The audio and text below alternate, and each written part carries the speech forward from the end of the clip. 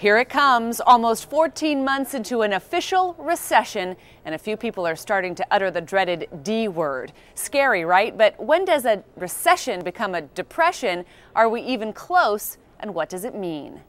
Help me God. President Obama knew he was taking office in the grips of a nasty recession. But is it something worse? There it is in black and white. U.S. depression looking likely. From Albert Edwards, a London-based analyst for French bank Société Générale.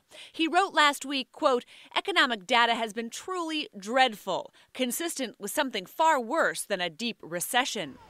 Scary stuff, and pretty much the worst-case scenario.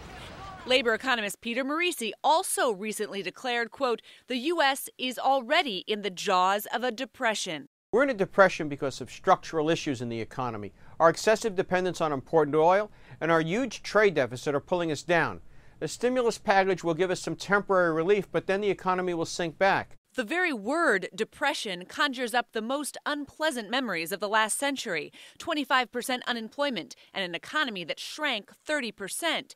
Depressions are so rare, there isn't really an official definition. Is this a depression? No, it is not. Anirvan Banerjee studies economic cycles.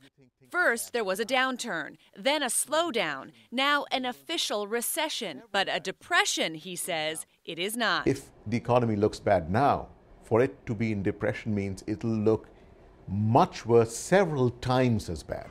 Many wonder, how can we be in a depression when the majority of Americans have not lost their job or home, and everyday life looks, on the surface at least, pretty much the same? But that fear of depression runs deep, fear shared by the last Treasury Secretary and the Fed Chairman last fall. I was concerned that the credit freeze would cause us to be headed toward a depression greater than the Great Depression. That's what I was told if we didn't move. Outgoing President Bush says his actions prevented it.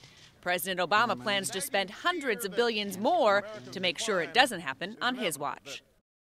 This is all semantics, really. We didn't even start using the word recession until after the Great Depression.